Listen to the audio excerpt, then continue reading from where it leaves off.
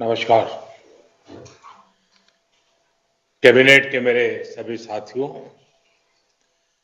Finance और economic experts, stake holders, देवी और सज्जनों, एक्सपर्ट्स, स्टेक होल्डर्स, देवी और सज्जनों, मैन्युफैक्चरिंग और एक्सपोर्ट पर यह बजट वेबिनार हर दृष्टि से बहुत ही महत्वपूर्ण है। आप जानते हैं, ये बजट हमारी सरकार के तीसरे कार्यकाल का पहला पूर्ण बजट था। इस बजट की सबसे खास बात रही अपेक्षाओं से अधिक डिलीवरी। कई सेक्टर्स ऐसे हैं जहां एक्सपर्ट्स ने भी जितनी अपेक्षाएं की थी उससे बड़े कदम सरकार ने उठाए और आपने बजट में देखा है। मैन्युफैक्चरिंग और एक्सपोर्ट को लेकर भी बजट में महत्वपूर्ण फैसले समय से सरकार की नीतियों में इतनी कंसिस्टेंसी देख रहा है। बीते 10 वर्षों में भारत ने लगातार रिफॉर्म्स, फाइनेंशियल डिसिप्लिन, ट्रांसपेरेंसी और इंक्लूसिव ग्रोथ को लेकर अपनी प्रतिबद्धता दिखाई है।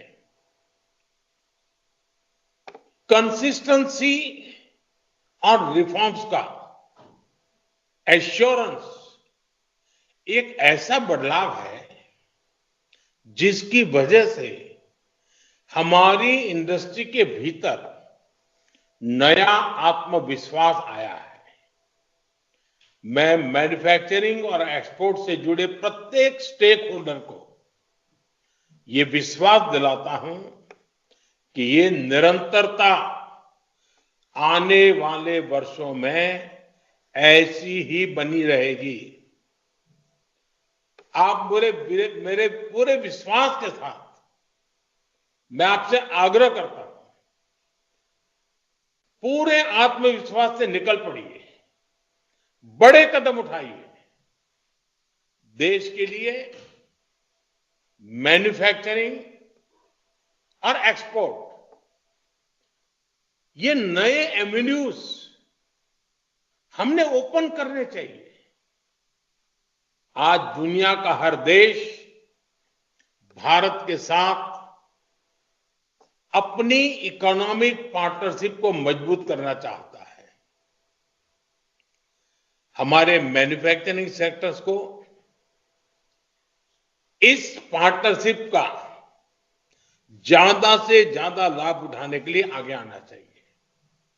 साथियों, किसी भी देश में विकास के लिए स्टेबल पॉलिसी और बेहतर बिजनेस एनवायरनमेंट बहुत जरूरी है। इसलिए कुछ वर्ष पहले हम जन विश्वास एक्ट लेकर आए। हमने कंप्लायंसेस को कम करने का प्रयास किया। केंद्र और राज्य स्तर पर 40,000 से ज्यादा कंप्लायंसेस खत्म किए गए। इससे ईज ऑफ डूइंग बिजनेस को बढ़ावा मिला और हमारी सरकार ये मानती है कि एक्सरसाइज निरंतर चलती रहनी चाहिए। इसलिए हम सिंप्लीफाइड इनकम टैक्स की व्यवस्था लेकर आए। हम जन विश्वास 2.0 बिल पर काम कर रहे हैं। नॉन फाइनेंशियल सेक्टर के रेगुलेशंस को रिव्यू करने के लिए एक कमेटी का गठन का भी निर्णय हुआ है। हमारा प्रयास है कि इन्हें मॉडर्न, फ्लेक्सिबल पीपल फ्रेंडली और ट्रस्ट बेस्ड बनाया जा सके। इस एक्सरसाइज में इंडस्ट्री की बहुत बड़ी भूमिका है। आप अपने अनुभवों से उन समस्याओं की पहचान कर सकते हैं जिनके समाधान में ज्यादा समय लगता है। आप प्रोसेसेस को और ज्यादा सरल बनाने के सुझाव दे सकते हैं। आप गाइड कर सकते हैं कि कहां पर टेक्नोलॉजी का उपयोग करके हम जल्दी और बेहतर परिणाम हासिल कर सकते हैं। साथियों, आज दुनिया राजनीतिक अनिश्चितता के दौर से गुजर रही है। पूरी दुनिया भारत को एक ग्रोथ सेंटर के तौर पर देख रही है। कोविड संकट के दौरान जब ग्लोबल इकोनॉमी में मंदी आई, तब भारत ने ग्लोबल ग्रोथ को रफ्तार दी। ये ऐसे ही नहीं हो गया। हमने आत्मनिर्भर भारत के विजन को आगे बढ़ाया और रिफॉर्म्स की अपनी गति को और तेज किया। हमारे प्रयासों से इकोनॉमी पर कोविड का प्रभाव कम हुआ। इससे भारत को तेज गति से बढ़ने वाली अर्थव्यवस्था बनाने में मदद मिली। आज भी भारत ग्लोबल इकोनॉमी के लिए एक ग्रोथ इंजन बना हुआ है। यानी भारत मुश्किल से मुश्किल हालातों में अपने रेजिलियंस को साबित कर चुका है। पिछले कुछ वर्षों में हमने देखा है कि जब सप्लाई चेन डिस्टर्ब होती है तो उसका असर पूरी दुनिया की अर्थव्यवस्था पर पड़ता है। दुनिया को आज ऐसे भरोसेमंद पार्टनर की जरूरत है जहां से हाई क्वालिटी प्रोडक्ट्स निकले और सप्लाई रिलायबल हो। हमारा देश ये करने में सक्षम है। आप सब सामर्थ्यवान हैं। ये हमारे लिए बहुत बड़ा मौका है, बहुत बड़ी अपॉर्चुनिटी है। मैं चाहता हूं विश्व की इन अपेक्षाओं को हमारी इंडस्ट्री एक स्पेक्टेटर की तरह न देखे। हम दर्शक बनकर के नहीं रह सकते हैं। आपको इसमें अपनी भूमिका तलाशनी होगी। अपने लिए अवसरों को आगे बढ़ाकर तराशना होगा। पुराने समय की तुलना में आज ये कहीं आसान है। आज इन अवसरों के लिए देश के पास फ्रेंडली नीतियां हैं। आज सरकार इंडस्ट्री के साथ कंधे से कंधा मिलाकर खड़ी है।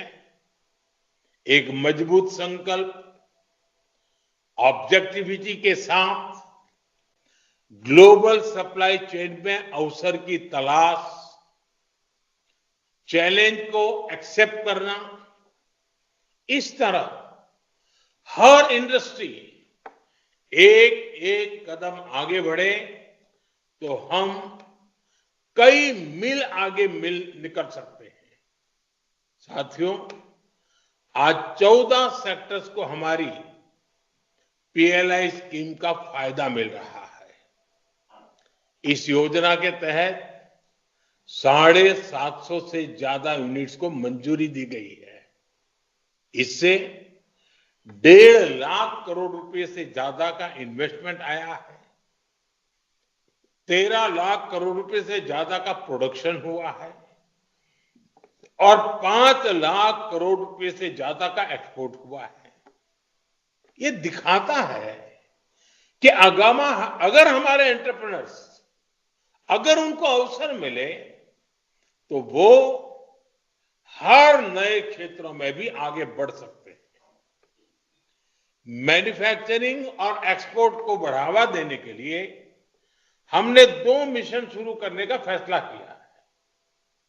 हम बेहतर टेक्नोलॉजी और क्वालिटी प्रोडक्ट्स पर फोकस कर रहे हैं और लागत कम करने के लिए स्किलिंग पर जोर दे रहे हैं। मैं चाहूंगा कि यहां मौजूद सभी स्टेक होल्डर्स ऐसे नए प्रोडक्ट्स की पहचान करें जिनकी वर्ल्ड में डिमांड है, जिनकी मैन्युफैक्चरिंग हम कर सकते हैं। फिर हम उन देशों तक एक स्ट्रेटेजी के साथ आज जाएं जहां एक्सपोर्ट की संभावनाएं हैं। साथियों, भारत की मैन्युफैक्चरिंग यात्रा में R&D का अहम योगदान है।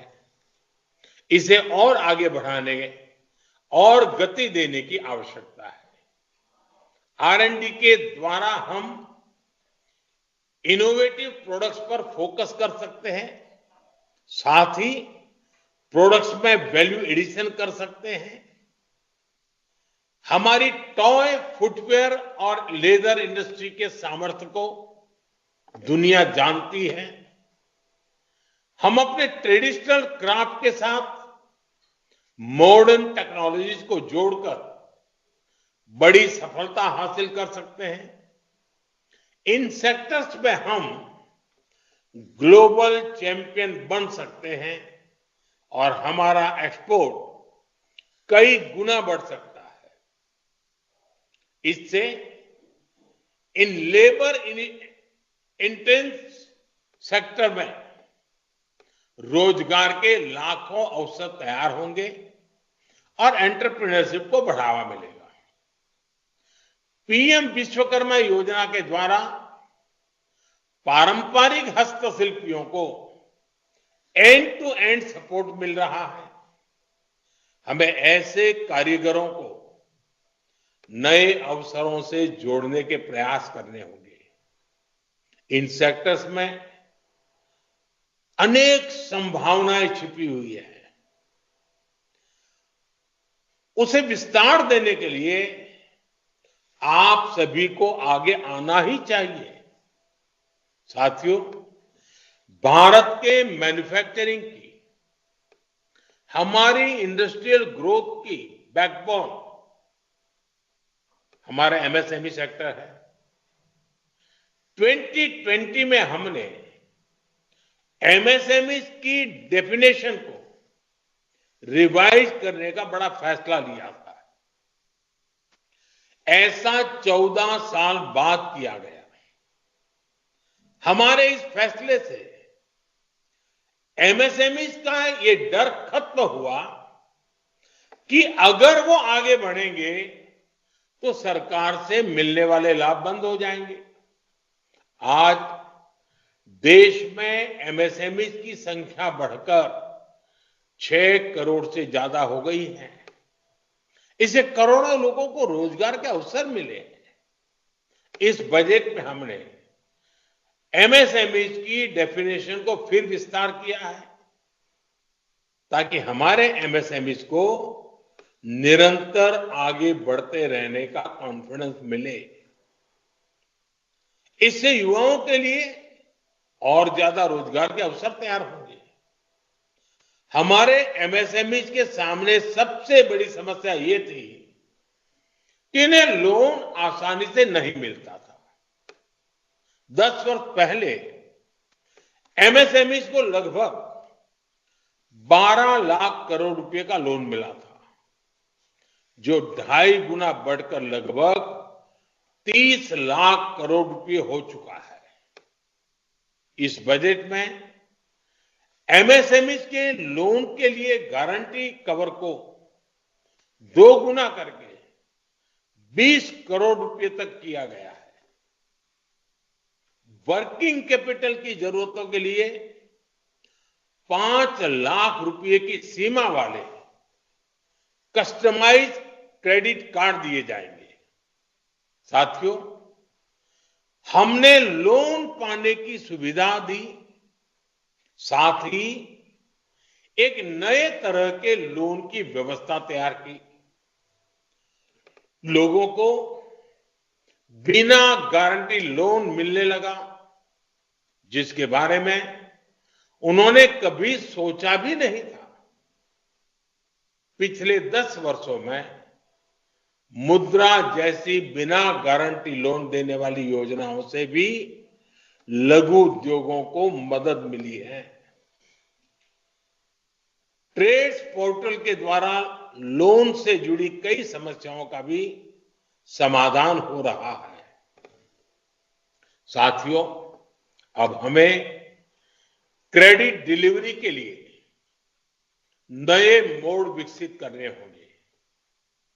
हमारा प्रयास होना चाहिए कि हर एमएसएमई की पहुंच लो कॉस्ट और टाइमली क्रेडिट तक हो सके। महिला, एससी और एसटी समुदाय के 5 लाख फर्स्ट टाइम एंटरप्रेन्योर्स को 2 करोड़ रुपए को उसका लोन दिया जाएगा। फर्स्ट टाइम एंटरप्रेन्योर्स को सिर्फ क्रेडिट सपोर्ट ही नहीं चाहिए, बल्कि उसे गाइडेंस की भी जरूरत होती है। मैं समझता हूं, इंडस्ट्री को ऐसे लोगों की मदद करने के लिए एक मेंटरशिप प्रोग्राम बनाना चाहिए। साथियों, निवेश को बढ़ाने के लिए राज्यों की भूमिका बहुत अहम है। इस वेबिनार में राज्य सरकारों के अधिकारी भी मौजूद है। राज्य ईज ऑफ डूइंग बिजनेस का जितना बढ़ावा देंगे, उतनी ज्यादा संख्या में निवेशक उनके पास आएंगे। इसका सबसे ज्यादा फायदा आपके ही राज्य को होगा। राज्यों के बीच ये कंपटीशन होना चाहिए, कौन इस बजट का ज्यादा से ज्यादा फायदा उठा पाता है। जो राज्य प्रोग्रेसिव पॉलिसीज के साथ आगे आएंगे, कंपनियां उनके यहां निवेश करने पहुंचेगी। साथियों, मुझे विश्वास है कि आप सभी इन विषयों पर गंभीरता से विचार कर रहे होंगे। इस वेबिनार से हमें एक्शनेबल सॉल्यूशंस तय करने हैं। पॉलिसी, स्कीम और गाइडलाइन तैयार करने में आपका सहयोग महत्वपूर्ण है। इससे बजट के बाद इंप्लीमेंटेशन स्ट्रेटेजीज बनाने में मदद मिलेगी। मुझे विश्वास है कि आपका योगदान बहुत उपयोगी सिद्ध होगा। आज दिन भर की चर्चा से जिस मंथन से अमृत निकलेगा, वो जिन सपनों को लेकर के हम जा रहे हैं, उन सपनों को पूरा करने का सामर्थ्य देगा। इसी अपेक्षा के साथ आप सबका बहुत बहुत धन्यवाद।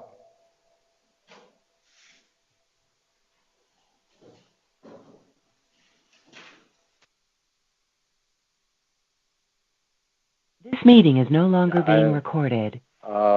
I think since automatically